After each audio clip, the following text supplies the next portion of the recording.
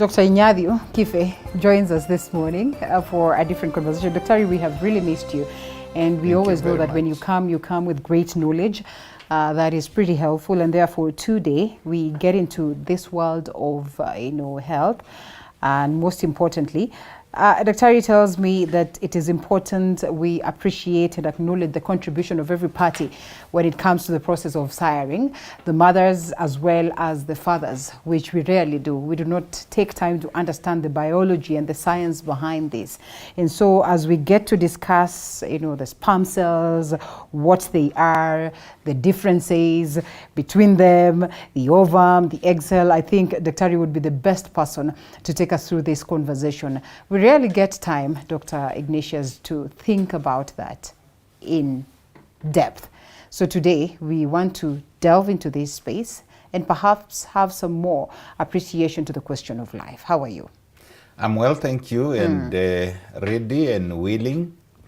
I understand you want to know about the beginning of life. Yes. And there are two aspects to this. One is biblical and the other one is scientific. But I believe they meet somewhere, the biblical and the scientific. And being a Christian, I believe in the biblical aspect, but with that a scientific being a doctor? Explanation.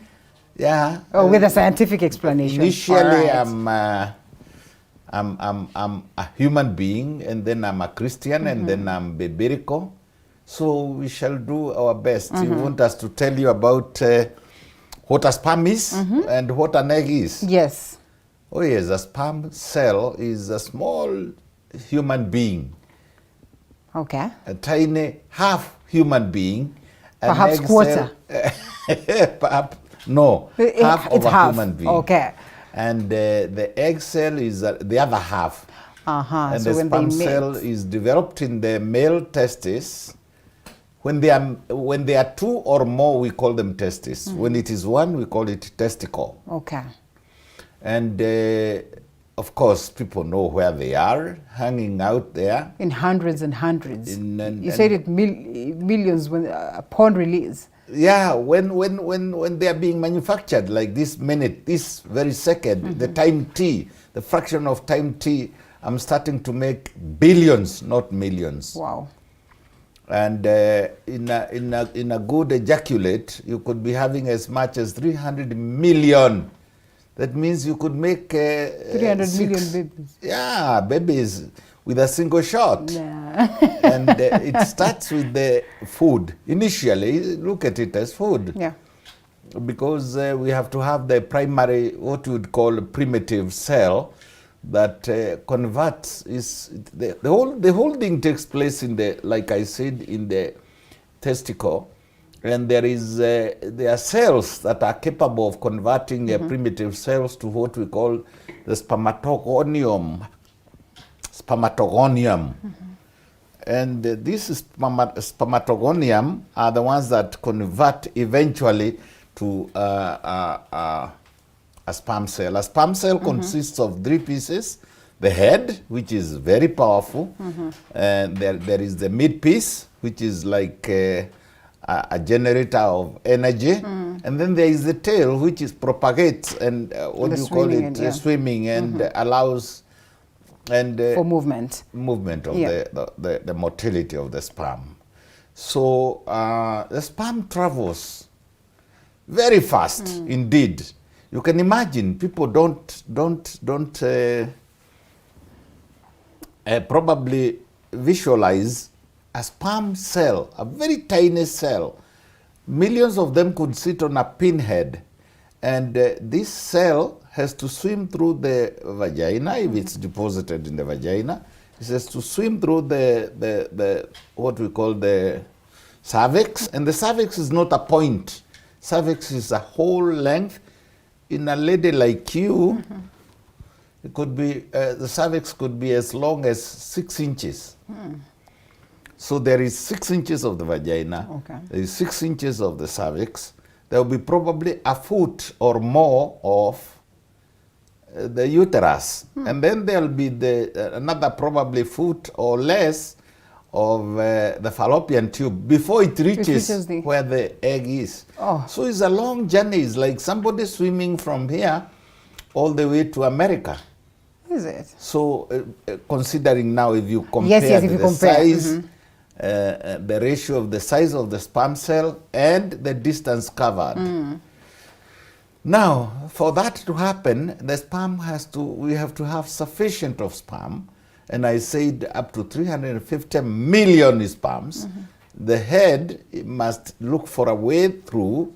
The mid-piece must provide energy, ATP, adenosine triphosphate, and to do that, in the sperm, we must have sufficient of energy. We get this energy from fructose, and the body supplies fructose to the sperm cell. That so is this why is where somebody food has comes to in. eat well. Yes. Must eat very well Right. for somebody to have good sperms and sufficient of sperms. Eating well does not mean eating a lot of meat or even eating a lot of ugali. No, eating well means eating those ingredients, having those ingredients that will form sperm cells. I want to mention one or two of them because many people will keep asking, what are the foods that can make me create or manufacture sufficient sperms? Those ones rich in zinc. Aha, zinc. Now this is a clever girl. She's picking up those that are rich in zinc. Yeah. Give me examples. Vegetables, the green ones. Green vegetables. The nuts. Nuts. Give me examples of green vegetables. Green Spinach, leafy, we like to green call leafy, broccoli. Broccoli is a good one. Broccoli is a good one, yes. Yes. Spinach. So men, better listen to this nutritionist. Yes. So you must eat broccoli, you must eat spinach, you must eat almond nuts. You must eat almond nuts, you must eat what other nuts? Ground nuts. Ground nuts are okay. Yes. And that's why you find people from Western Kenya are much better in shooting than people from the famous mountain. Because they don't do greens. Other nuts include probably, we could mention macadamia nuts. We mention the cashew nuts. Right. All nuts, even the Mediterranean nuts are all good.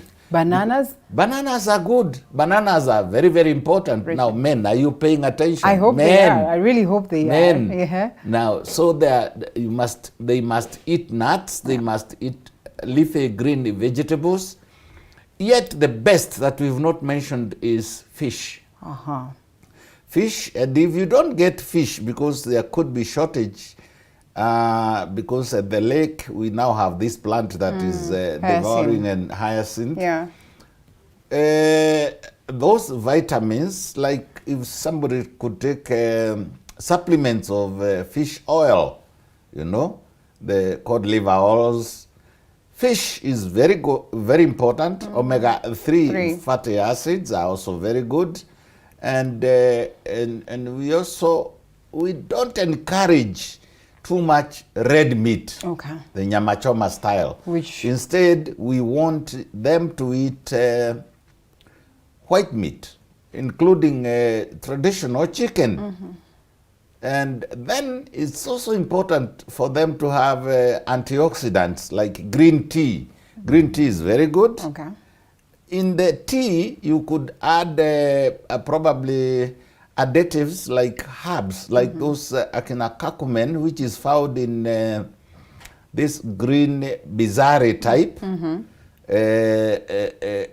The ginger. Yes. We must include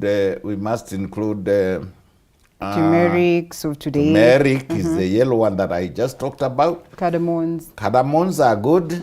So this is must be cooked in green tea. This will cause antioxidation, you know, of the body. Then we have vitamins from fruits. The best fruit for making sperms is the avocado.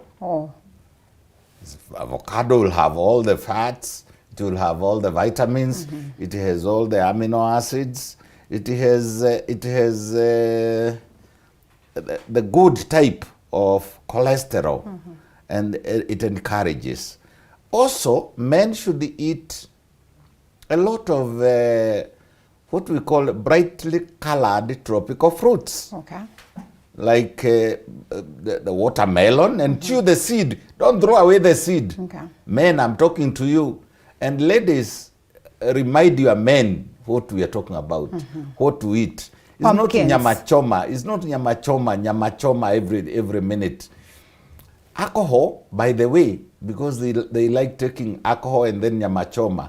Alcohol will excite the person, but it takes away the action. Not a little for the stomach's sake? Alcohol destroys sperms. And for those little, the few that will be left are sluggish. They are not good at speed. Okay.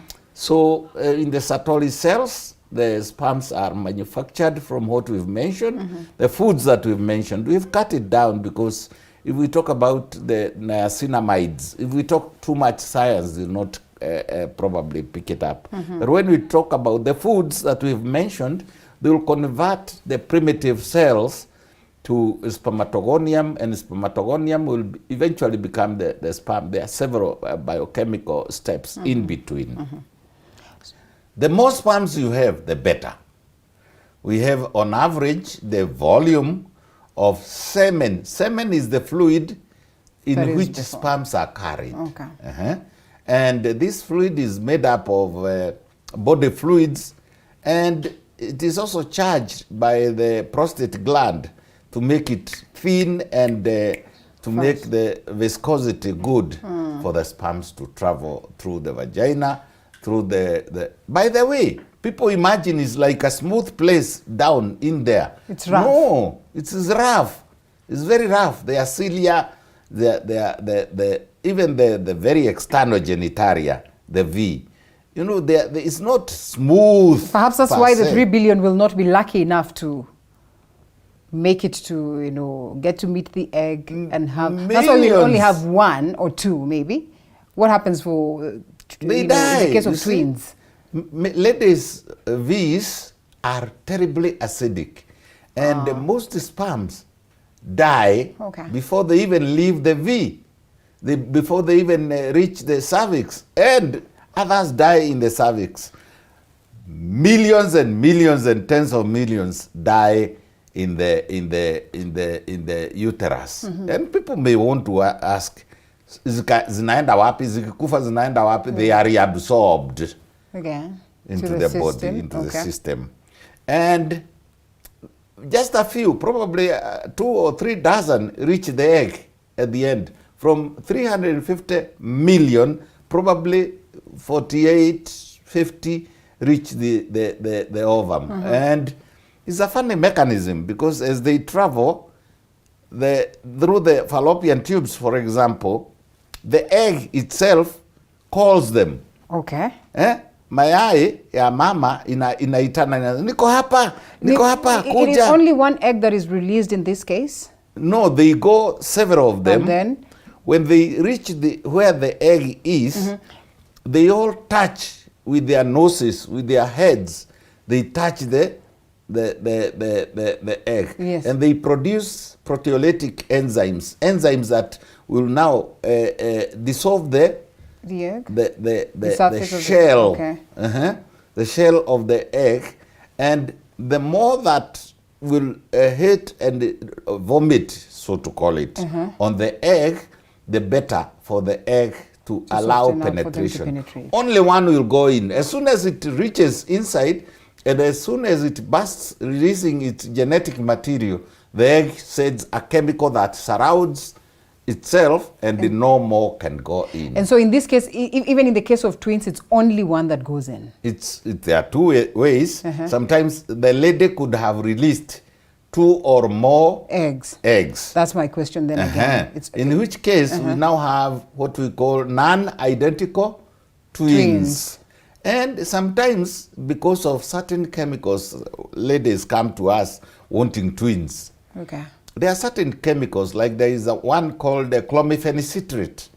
And if you gave the right dose of clomiphene citrate, it is possible to have multiple eggs, many eggs, Really more is. than one egg. You've heard about a woman who got 5 children, 5 babies. You've got multiple eggs, on average 2 or 3, arising from chemicals in the body, like I said, clomiphene citrate. And I want to warn doctors, I want to warn pharmacists, I want to warn midwives and everybody in the medical fraternity. This idea that clomiphene citrate is a bullet that every woman who is not conceiving should be given clomiphene citrate is wrong. Okay. In fact, the highest number of clomiphene citrate doses that should be given is 3. Only. Anything more than that, we start now again causing a hormonal imbalance. So far, we are talking about the sperm cell, the head, which will navigate and show the way, and it's full of, it's carrying in it the genetic material. There is the mid piece, which is like the generator, is the one that has the energy, and it's releasing the energy. A lot of reactions are taking place in there. And there is the tail, and the tail is waggling. The tail is pushing the head and the mid piece ahead. And all this is made by the testis. Once the sperm cell is manufactured in the Satori cells of the testis, it goes to a certain place where it learns swimming classes, like it is called. It's called. We say that the egg, for the egg now to travel this long distance, it goes to the epididymis, where it learns how to swim and it concentrates. And from the epididymis, it goes down a loop. It is called the vas deferens, up to the area of the urinary bladder, where it is stored in a place called seminal vesicle. And in the seminal vesicles, they just sit there. Young men in high school, in university, sometimes when the seminal vesicle fills up, you find those university boys, high school boys, they get wet dreams. They dream with a beautiful girl, with a girlfriend, and they dream that they are doing something nice. And they wake up in the morning. They wake up in the morning to find the bed sheets are wet, wet dreams. So this is about sperms, and without them, man will not be man. So we have also mentioned the foods that one can eat to increase manhood. Is the interferences. Interferences are things like masturbation. Will definitely. These ones are wrong. It's wrong.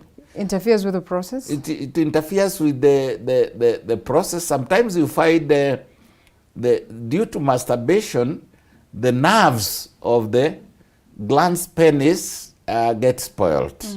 Or the prostate gland itself can get spoiled, and the seminal vesicle and the ejaculatory duct gets too nervous, such that they have what we call premature ejaculation. Kijana anajaribu, anaona msichana mzuri, anataka, lakini kabla hata hajafanya chochote inamwagika. This is premature ejaculation. So avoid these things. Young men, avoid what we call unnatural methods, even homosexuality.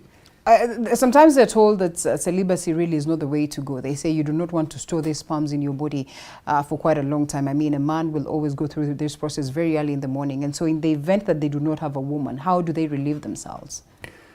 Do they have to? I've never That's had... a question. That's a question. Is there anything wrong if you do not? Nothing. I mean, what I know is, listen to this very carefully, Linda, and those of you who are watching us. Your body is made up of a very sophisticated biochemical factory. What do I mean to say? That you produce many fluids, including the semen and the sperms and the cells and everything. But the body is also subject to feedback mechanism. What is feedback mechanism? Of course, you have tears, and tears are fluid, is water, isn't it? You have saliva, which is water. You have urine, which is water. Yeah. You know, actually, it sweat, is initially blood which has been filtered. Now, let's go back to saliva and tears.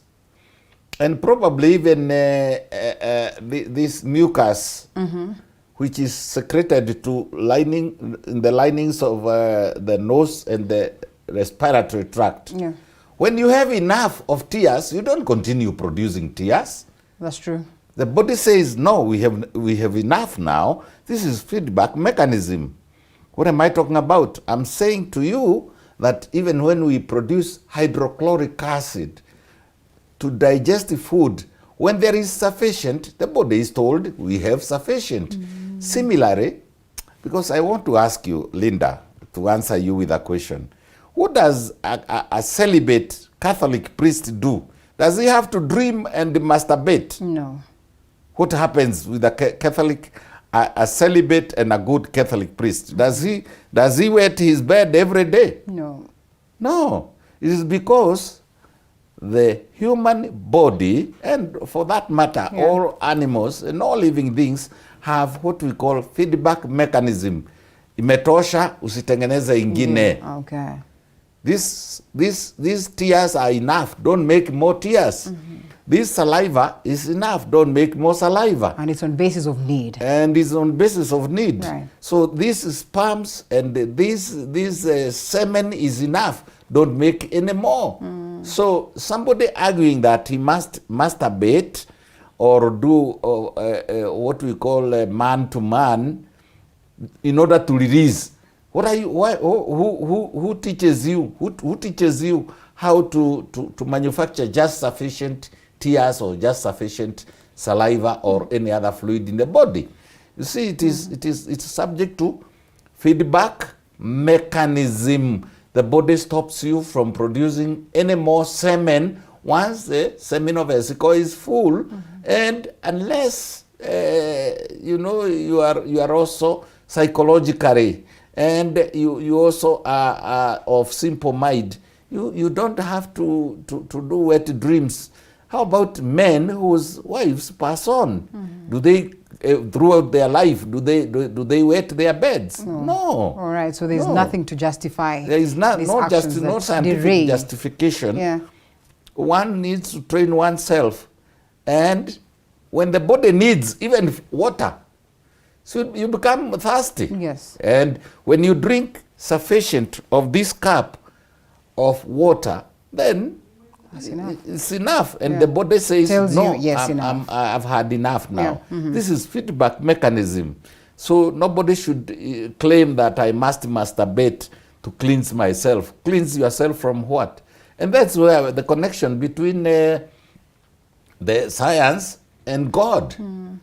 That's now why I said behind all these big sciences, big words, there is a mighty power which says enough is enough. All right. And in the formation of the egg and the ovum as well, one would want to understand, is it, what it is that you say is applicable in the formation of the sperm cell is the same thing that is applicable when it comes to the formation of the eggs, foods, what it is that a woman eats and all that? Absolutely. The baseline, the requirements are the same. Okay. Like we said, you talked about zinc, you talked about selenium, you talked about, of course, fluids, water. You talked about green vegetables, green leafy vegetables. You talked about broccoli. You talked about nuts. The nuts. It's the same thing that is needed, but this time round, unlike in the manufacture of sperms, it is called spermatogenesis. Yeah. Spermatogenesis is the manufacture of sperms. And by the way, it takes up to 65 to 72 days to make one sperm, to manufacture one single sperm. Out of the 3 billion that we're talking about. Out of all those billions, it takes 65 to 72 days to manufacture one. But every second, every millisecond, billions are being getting started. Okay? Now, let us go to the lady. A woman is born with all her eggs in one basket called the ovary. The two ovaries again, like the two testes. And could be up to 800,000. If a woman became pregnant with all the eggs that she has when she's, say, in her teens, in her 18, 19, 20, 25 years, then she would depopulate the whole world. Yeah? She has very many eggs. Slowly, the number of eggs, this time, let us give them a name. They are called oocytes. Oocytes. Like we said, spermatogonia, these are called oocytes. And oogenesis is the process of manufacturing, or shall we not use the word manufacturing? Let us use the word of maturation. Okay. You see, like we have a pawpaw, an unripe pawpaw. An ungrown pawpaw has very many ovules inside. White. Okay. Which are not succulent. They don't have much fluid in them. They are whitish. They are not mature yet. Yeah. So the same with a lady. You can imagine, you can probably put an imagination of an ovary to that of a pawpaw. Now, every month, a lady's ovary starts to develop or to process an egg. Sometimes both the right and the left ovary, they process eggs. Okay. By then, like we say, they are oocytes.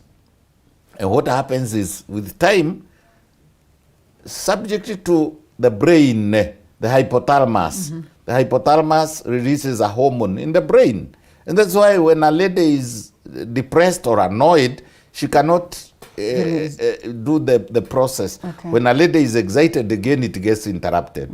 The hypothalamus in the brain sends a message through GnRH, something called gonadotrophin releasing hormone.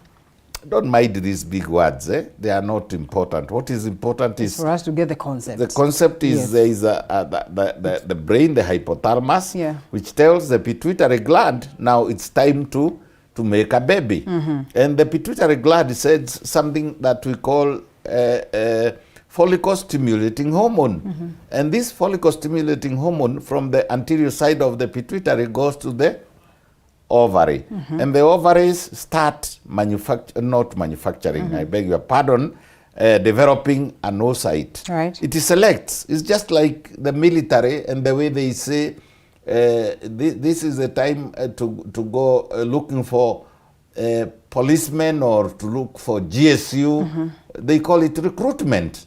So like that pawpaw we talked about, they select the best egg, and they tell it come. Sometimes they can select up to 8 at a go. Right. 8 on this side, 8 on that side. Probably 5, probably 3. And slowly, within the first 5 days, they will start reducing. The weak ones die. It's just like a recruitment of the military and the police and whoever. Yeah. Within the day 1, which is the day of the first drop of blood, they started developing.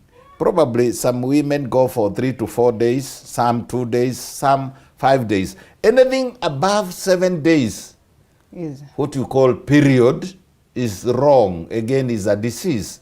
We must regulate it. Yes. And within probably 4 or 5 days, she has dried up, the blood is no longer coming.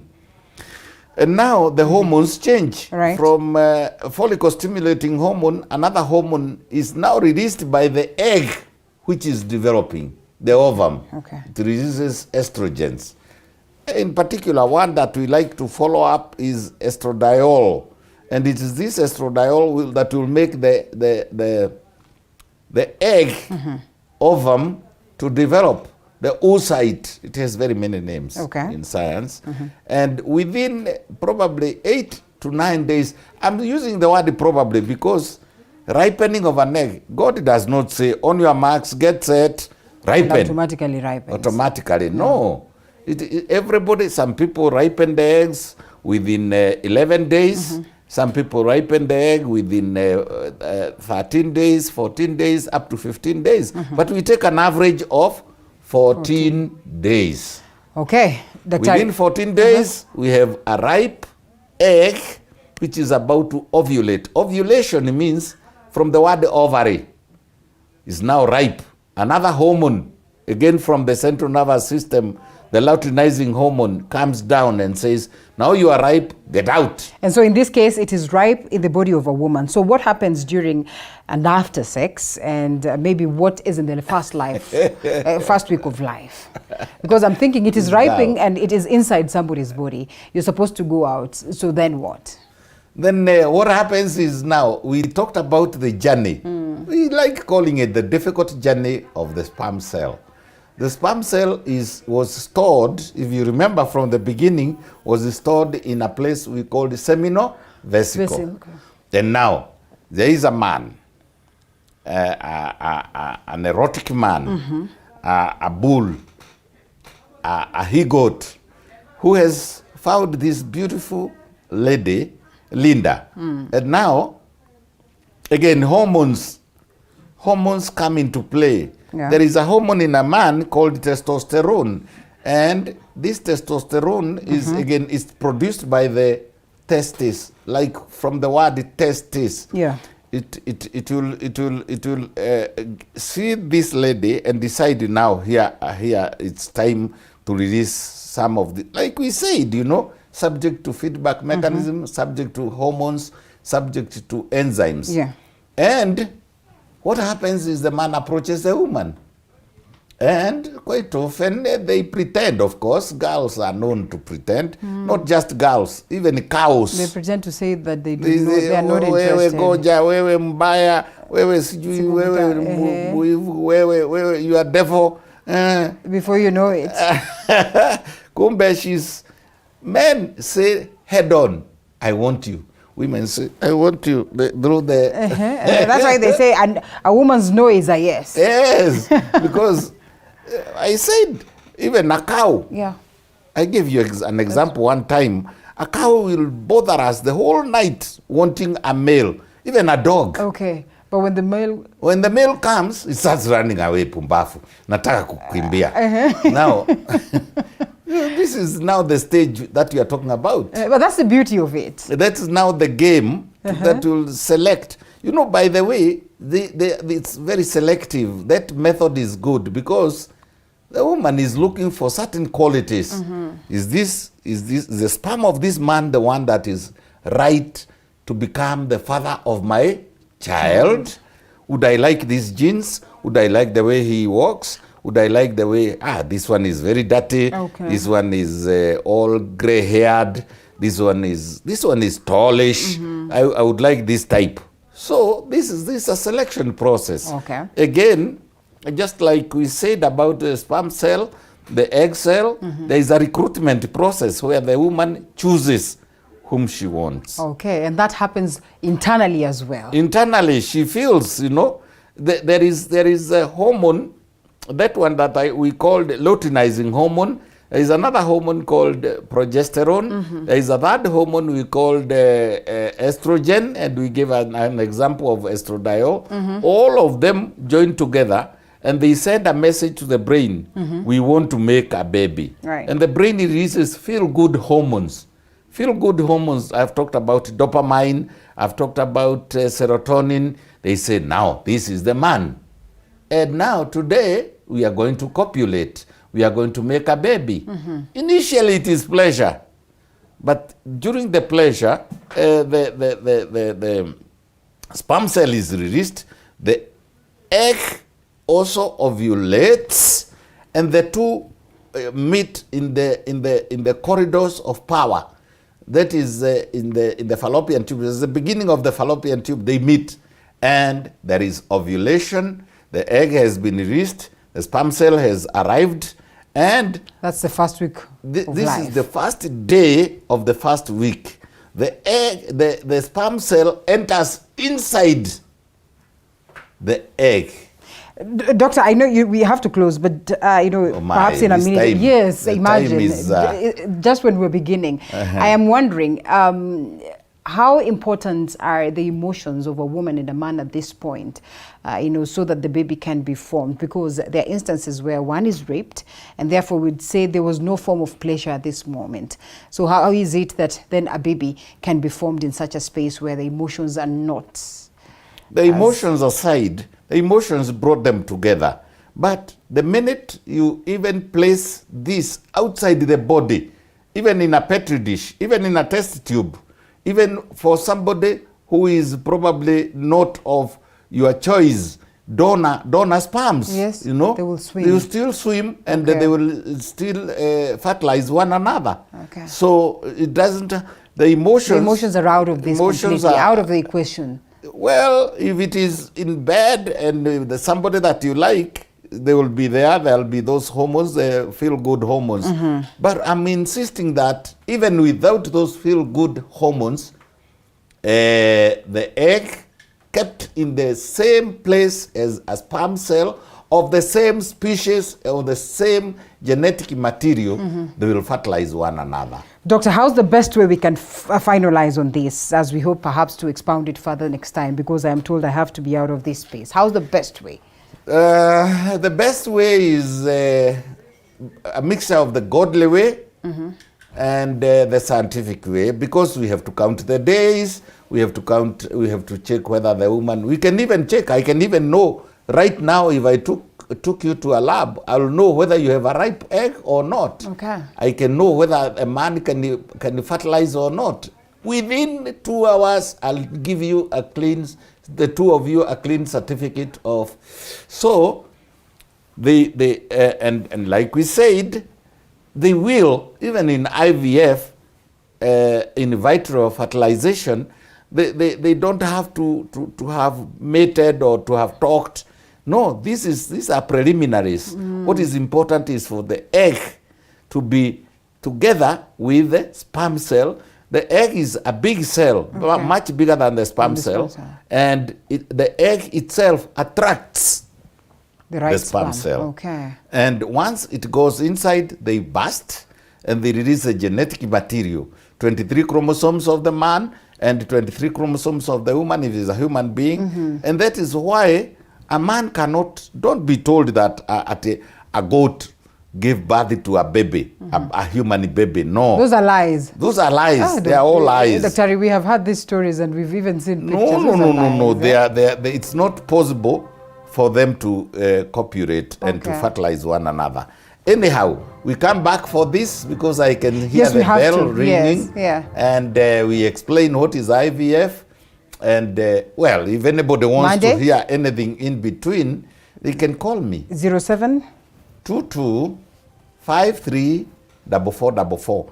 But I don't like telephone calls per se. Mostly, let's tell them to wait for Monday. Telephone messages, or you wait for Monday. Telephone messages, 0722-53-4444. If you want a baby, and if you want an IVF, or if you want probably a boyfriend and a girlfriend. And fertility. Okay, very important. If you want a baby, if you want a boyfriend or a girlfriend, if you want? If you want a boy child, if you want a girl child, science has gone far. Yet it is we possible. say 15% of these births are again God. Wow. Sometimes we are normal. That's the woman is also normal, absolutely normal. The man is normal, yet they are not able to sire. So that one is God. Beyond science. Beyond science. Thank you so much, Dr. Ignatius Kibe. I hope to get a hold of you on Monday. There's not going to be a lot of court cases so that we expound this further. But I am sure you have picked something. And you know what Doctor brings on board is the message of hope, that it is possible for you to work on your fertility, to make sure that you're able to sire, that it is possible for us to bring to the fore life, just if you're able to get the right doctors and they would advise you accordingly. It is possible for you to have a baby girl when you want a baby girl, and a baby boy when you want a baby boy. So let's hope for next week. Thank you so much. Next week, and any complications, PCOS, yes, blocked fallopian tubes, hormonal imbalances, yeah, all these can be addressed. rectified. Thank you. Thank you so much, very Dr. much. Ignatius. All right, see you again next time. Thank you. My name is Linda Alela. Let's look forward to that session where we listen into what the Azimio 1 Kenya then will be presenting to the courts for this to officially begin. We'll make sure